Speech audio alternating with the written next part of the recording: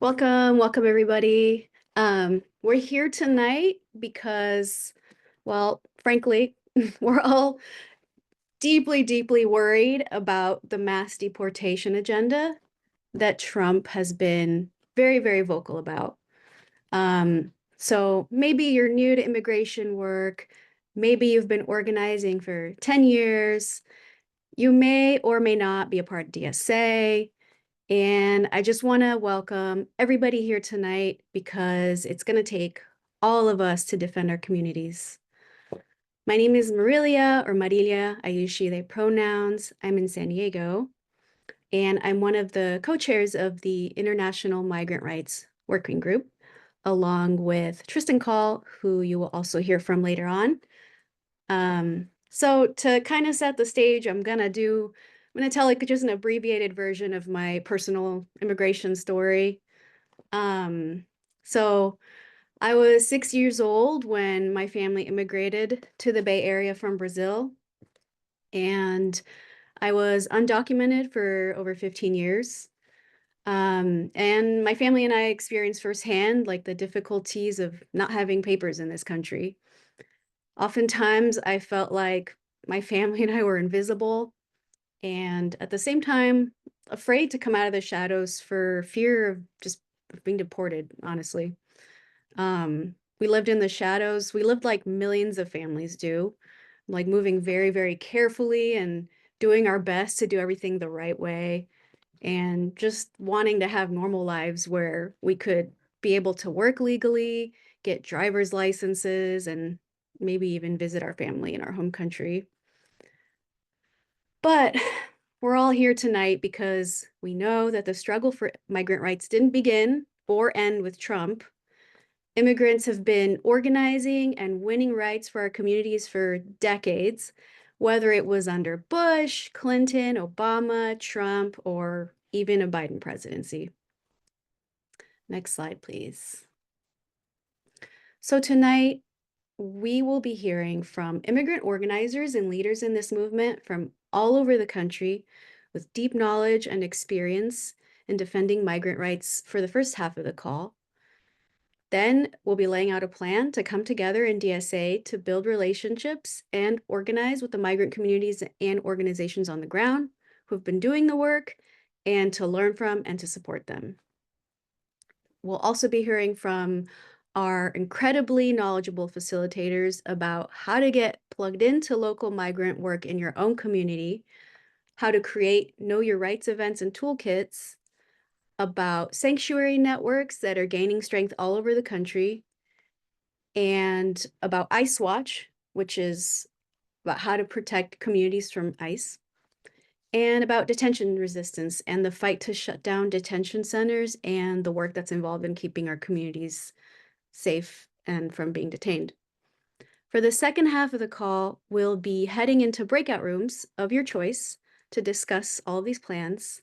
And then at the end, we'll be coming back as a group to hear about how to plug into the work and a call to action from our friend Marcella at Detention Watch Network.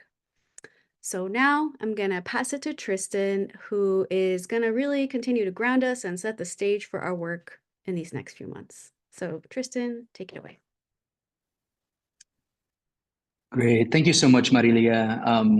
Honestly, it is a true joy and an honor to be on this call tonight with an incredible group of facilitators, with a vibrant new working group that we've been building for a number of months, and trying to make space for the hundreds and hundreds of people that we know are looking for this kind of support in their local, in their cities, in their towns where they live, and in their chapters where they can start to really dig in and do local organizing. So I'm Tristan Call. I'm a co-chair of the International Migrant Rights Working Group. And I've been organizing around migrant rights for about 20 years, mostly between the US South and southern border, as well as internationally in Mexico and Guatemala. This working group and where we're landing today really comes from some conversations that began over the summer and in the spring, particularly in trying to respond to the border theater that Greg Abbott and the state of Texas We're unleashing, I think, in ways that in some ways feel so long ago now, and in other ways are exactly what we're dealing with day to day right now. And that collaboration looked like people involved in the immigrant rights working group, people involved in the abolition working group, people involved in the international committee and some of its subcommittees focused on different countries. And then starting to invite in other working groups and commissions like DSA Labor and others. And that collaboration then over time became a working group through the International Committee, which now exists, and you are in one of its meetings right now, the International Migrant Rights Working Group, trying to build out an incubation space for local organization and national scale collaboration that we are needed to do. We were already needed to do it in 2024, will be even more needed in 2025. Steve, I think, is going to help drop, unless anyone else already did it in the chat, the statement that launched our working group, which is a statement with a vision of how we see migration, which is very different from the way that governments tend to talk about migration. All of the governments of the region, they talk about it as a crisis rather than as a natural thing that people should have the freedom to do. And that framing of migration as a crisis obscures forms of violence that we wanted to make more plain. And in that statement, we hit 4 specific areas that we see. One of those being the way that migration is actually forced to displacement, both through the interference of the US government and other governments in the affairs of other people, things like economic sanctions that cripple economies, things like the allowances on North American corporations and corporations from across the world that plunder economically nations where people then feel like they have no choice but to leave and try somewhere else. And that forced displacement then leads to the second part, that the US government, despite having intentionally engaged in that forced displacement and intentionally backed it, tries to fix the crisis that they created through criminalization and incarceration in immigration prisons, by making immigration hard, by making it dangerous, by making it difficult, and by calling it a crime. The third way that we talked about in that statement that we see happening is how much of that immigration enforcement is going on even beyond the borders of the United States. It's being forced on the local infrastructures of other nations, places like Mexico, most obviously and most visibly, but also places like Panama, places like Colombia, that are currently being offered deals by the United States government. Stop migrants, give us their personal information, and we will refrain from wrecking your economy. Those are the deals currently being offered to the governments of the region. And then the fourth area being, how do we then move forward to organize as workers and working class people across these differences of citizenship that are getting harsher, that are getting in some ways more deeply felt, but where people are running into each other in their workplaces and neighborhoods and need to find ways of organizing across those differences if we're going to build power and stop it from getting worse. So that's what the statement is about.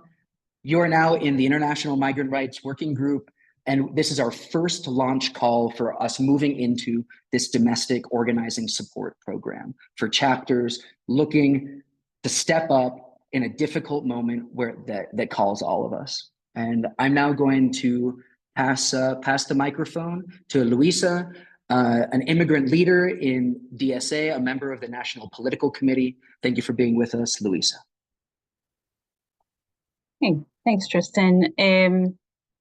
So yeah, my name's Luisa. I'm on the NPC along with Ahmed and Francis, and we're the NPC liaisons, Immigrant Rights Organizing in DSA. And so I just want to thank you all for being here, because we have a real opportunity for our organization to play a strong role in immigrants' rights, right? Just in the same way that we do with like eco-social labor organizing, I really genuinely believe that we can be the voice for immigrants.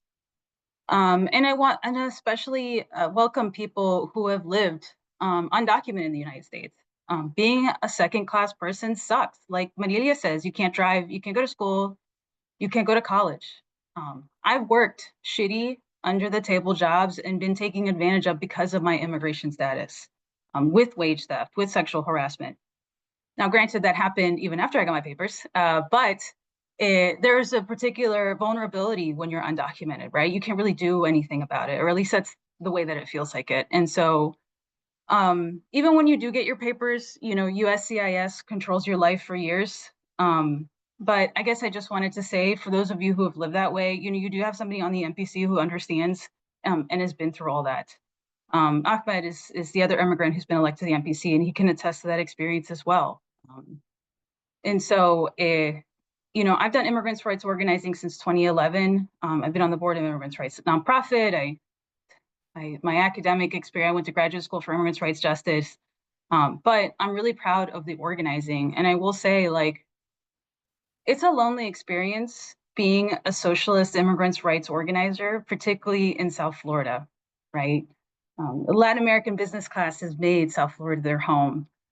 But, you know, I want to say that socialism has really brought me dignity as an undocumented person, because, you know, I was undocumented. It was okay to say a legal immigrant.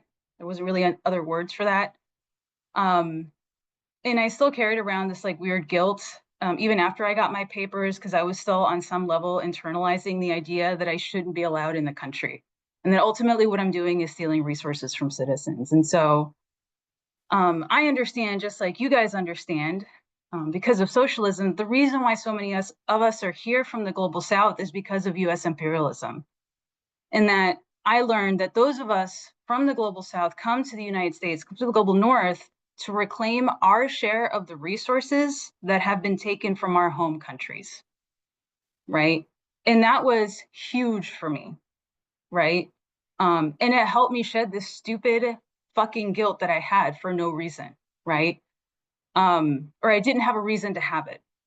And so, you know, one of the ways that we can separate ourselves as an organization is by educating people on the cusp, because we're socialists, right? In that a lot, if not all of these, the nonprofits do the work, but they're run by amazing people and stuff like that and do amazing work. They don't have that narrative, and we do. We know why there are so many immigrants in the United States. And when you don't have that narrative, right, what ends up happening is we end up begging, right? You should give us status because it's a nice thing to do, or because the US is a country full of immigrants, right? When we know it's because of US imperialism and US foreign policy. And so, you know, materially, nobody will deport as many people as Obama did. We used to call him the deporter in chief. Maybe Trump will try, or he will try to do that. The difference is with Trump is that he hates immigrants, right? And when the president openly hates immigrants, then it becomes okay for regular people to openly hate immigrants, right? And that's the danger. And that's the fear that I saw in South Florida the first time that Trump got elected. And so, you know, I'm going to lead the Know Your Rights section. Ahmed's going to co-lead it with me. And I will say learning my rights was the first step to me feeling empowered as an undocumented person. The next step is socialism, right? Or the next step is becoming a socialist. We know that, but I hope you can join us in the breakout. I hope you can lead this work, and I hope you can help us demonstrate to the rest of the United States that DSA is a place where we take immigrants' rights seriously. Thanks.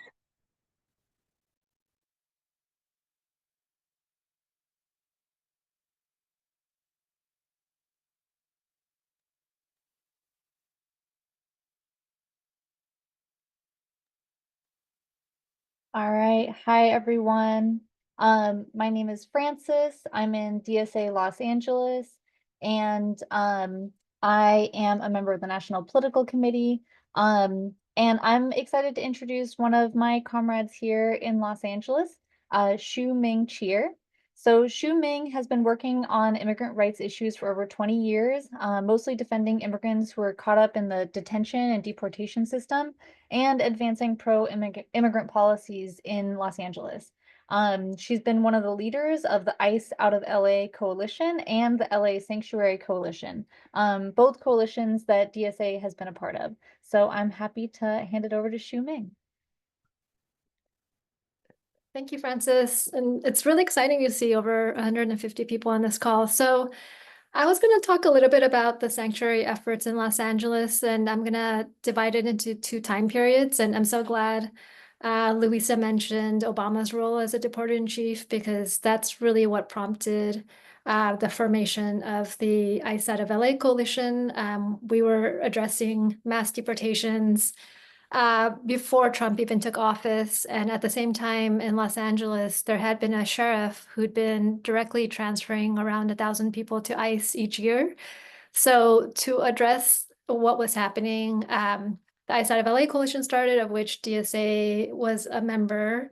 And in terms of the role that DSA played, it was really critical because often with nonprofits, in my day job, I work at a nonprofit. So I know there's like limitations in terms of directly confronting elected officials, particularly Democrats. And so DSA would often play that left flank role and protest the mayor, for instance, a Democrat who the furthest he would go was to say that LA is a city of sanctuary, not even saying that we're a sanctuary city. DSA also played an important role in bird-dogging the sheriff who'd been facilitating deportations, following him to public events, even being part of an event where he was publicly served with a lawsuit that some organizations had filed. So all of that, I think, created the space so that other people in the coalition could engage in more policy work, also work on different types of community defense. So we had tried to introduce the sanctuary ordinance back in 2017, but then the political willpower didn't exist within LA City Council. So the other important role that DSA has played over the years in the work is getting 3 socialists elected to LA City Council, because once that happened, they were the ones who championed the motion for a sanctuary ordinance. So you can really see that through line between from the canvassing and electoral work that DSA LA was doing to getting folks elected, and then having our electeds really champion the sanctuary ordinance. So they introduced it last year. And there's a couple of different components to the ordinance. It broadly prohibits the city from using any kind of resources for immigration enforcement. So that means not using personnel, not using equipment, not using databases, not using staff. And that's been important because while we failed to see any significant progress on the national level around immigration, there's a lot that localities can do to make sure that their resources are not used for ICE enforcement. And it's also the direct connection to the abolition work because it's curtailing the police specifically from taking any role in asking people about their status, collecting information about people's place of birth, or holding people for ICE. What we had found through our work also was that in the past, the sheriff's department had been spending about $1.5 million a year on their staff to decide whether or not to comply with ICE requests. So in a way, it is getting ultimately, hopefully, to trying to also defund the police. The other important parts of the sanctuary ordinance include making sure that data brokers who have contracts with the city also sign that they're not using that information or sharing it with ICE for immigration purposes, since so many companies actively profit from compiling information about people and then sharing that with ICE. And then finally, just making sure that nobody in the city asks immigrants about their status, because that really creates a chilling effect where if somebody needs a service from the city, they're very hesitant to ask for it if they're concerned that their information is going to be shared with ICE on the back end. So the last thing I'll just say is that DSA members played a really crucial role in terms of the coalition and making sure that the ordinance advanced. We had multiple moments where we had to turn out to go to city council, to give public comment, to go to press conferences. And so that was some of the roles that DSA played, as well as making sure that our elected officials knew that this was a top priority for DSA and that we were there to also help with advancing the policy negotiations that led to us having ultimately a very strong policy. So I think we're going to have a breakout later, so happy to chat more about the ins and outs of the policy if people want to talk about it then. Thank you so much, Shuming. And then I'm going to pass it to Tefa to lead us into breakouts. Thank you so much, Francis. Hola, compañeros, compañeras de DSA, whether you are or not in DSA. I just first of all want to say thank you to everyone that put this call together. Thank you to all of you for being here, taking time to think and move through this moment with us, whether you have been doing it in the long term or you're just getting started. This is a really important moment. And I just want to emphasize the purpose of these calls is to launch an organizing support program for DSA chapters across the country. We know some chapters have been doing immigrants' rights work for years. And then we have a lot of experience and personal and institutional relationships and can provide support and guidance to chapters newer to the work, and at the same time can develop and engage in more advanced local campaigns with other movement partners. And there are also chapters that are starting fresh and will be able to have the opportunity to get linked up with experienced coaching and support in getting started. And we want to support chapters in both ends of the line. Everyone here is welcome. There is a place for this. There is a place in this work for everyone, everywhere. We all need to build the power broadly and in a way that is maybe uncomfortable, in a way that maybe we're not used to, so that we can succeed. So something that is going to be imperative for us to be able to do this work is to have a low ego and a high impact, while we are being called upon intentional long-term work and very, very much intentional long-term commitment. We want you to consider how you want to get started slowly, surely, building meaningful, long-lasting programs for the long haul. In conjunction with the chapter organizing support program, our working group is preparing to roll out a toolkit that chapters can use to develop their understanding of the terrain around them and get started step by step. The 5 areas we'll cover in the 5 areas that the toolkit will be covering, we are going to be covering briefly today in the 5 breakout rooms. These 5 areas are: 1, local movement assessments. Are you looking to get started? You should go to this breakout. Christian Hernandez is going to be our coaching cohort co-lead, and she will be facilitating this breakout. Know your rights. Do you want to start thinking about what enforcement looks like and how you can help folks know how to interact with law enforcement and feel in control and part of their communities? You should definitely go to this breakout with Luisa, who's a member of the MPC, and Ahmed. 3, sanctuary networks and policies. Sanctuary can mean a lot of things. If you're looking to get started on what a sanctuary network or project looks like, go to this breakout room with Frances and work with her and her partner in relationship to the work that has been done in LA that we heard about today in regards to the sanctuary law that was passed in Los Angeles. If you want to learn about ICE Watch, in order to be effective and be able to challenge anti-immigrant policing in our times and cities, we need to understand what ICE is.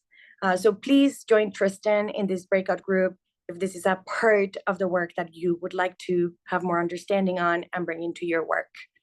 And last but not least, detention resistance. The Trump regime will only be able to detain as many people as it is logistically able to. Brett Robertson and Fern De Silva from North Jersey DSA have a long history of detention resistance campaigns, and we'll be facilitating this breakout with Marcela Hernandez from the Detention Watch Network. So Steve is gonna drop invitations for people to choose their own breakout groups. And remember, there is a space for everyone here, for all of your attributes, for growth and for teaching and learning. And this is a micro and macro level project that we're building together in solidarity, strength, and intentionality for the future.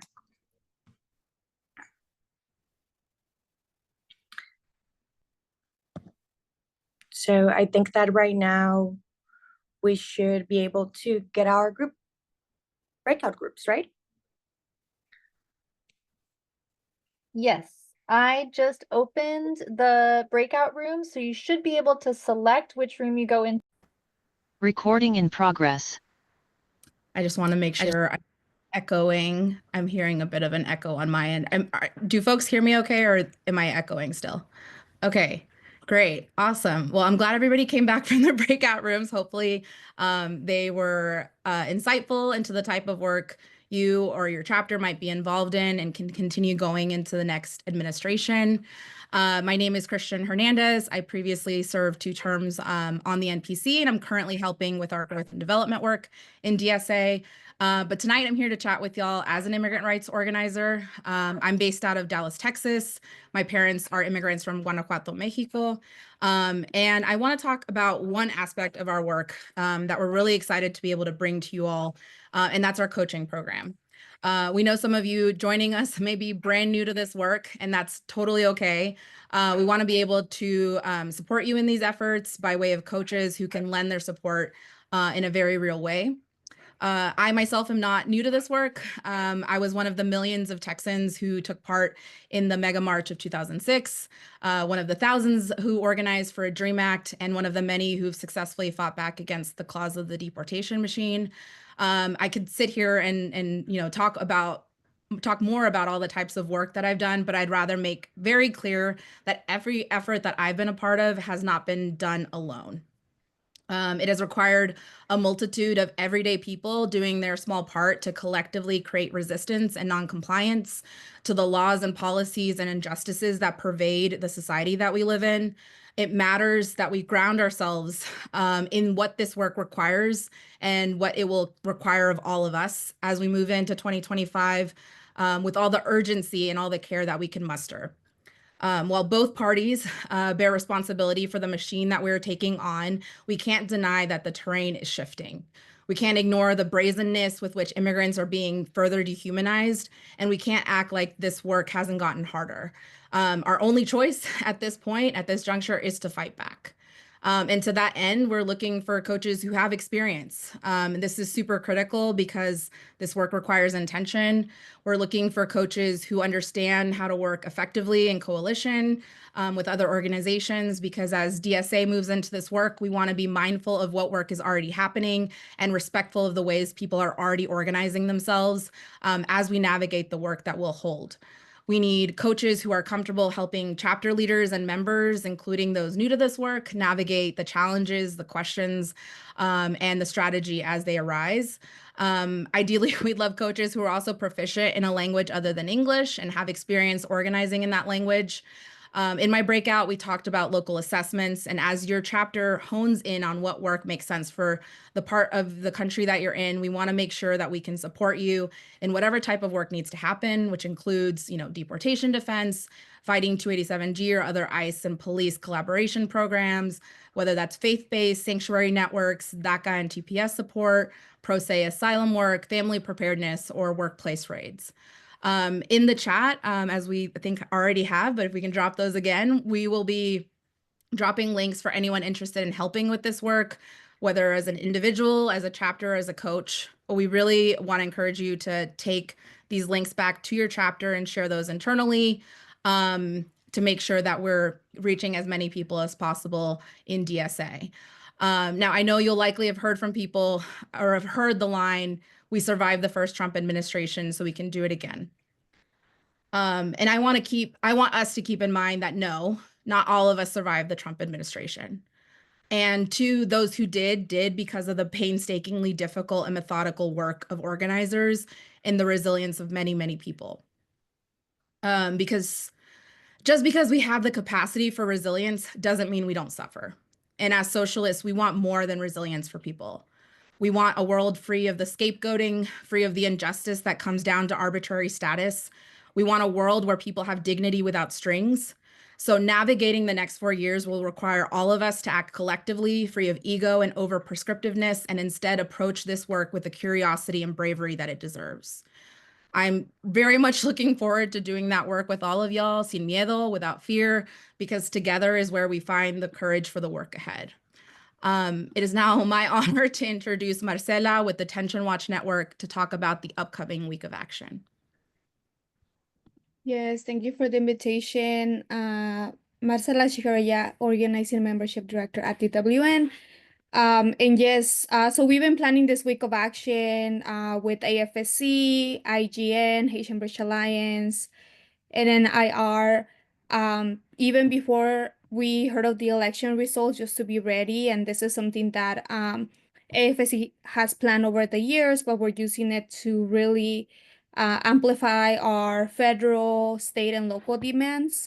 So I'll post here. We already have a toolkit that's live, and we're going to be posting the graphics for the days of actions tomorrow. But there's going to be a few actions across, like in-person direct actions in a few cities across the nation, as well as some online actions. I want to highlight folks are also using this days of action to push for pardons specifically for Southeast Asian communities. And then we're also going to have a webinar next Monday, just contextualizing everything that's happening and what folks can do to resist all of these attacks against immigrants, but also like the connection with the fight against, the genocide in Palestine and how it's all interconnected. It's still not too late if folks want to host their own direct actions locally. I think at this point we are pushing folks to host them around December 18, which is International Migrants Day. And I know some folks are still planning their actions and they're going to be uploading them to a platform called Mobilize. So you can just go into the action toolkit, and if you want to organize an action, you can upload it to this website. Our demands at the federal level is again against more funding for ICE and CBP for the Biden-Harris administration to take action before Trump comes in. And also a lot of folks are pushing the UMI be involved a lot of their local demands with state legislation or local ordinances. So it's very open to that. And the other thing I wanted to also share in this call is that we are gonna have a webinar that goes more into how to fight detention expansion. So just like understanding how contracts are signed. And we're gonna hear from folks from the Midwest on how they were able to fight off expansion in the Midwest under the last Trump administration, and share some other tactics and strategies we're thinking through for this upcoming the Trump 2.0 administration. So thank you all, and yeah, hope to see you all around. And we have our member directory if folks want to get connected with any of our coalitions and members fighting detention, and also if you all want to join our membership. Thank you.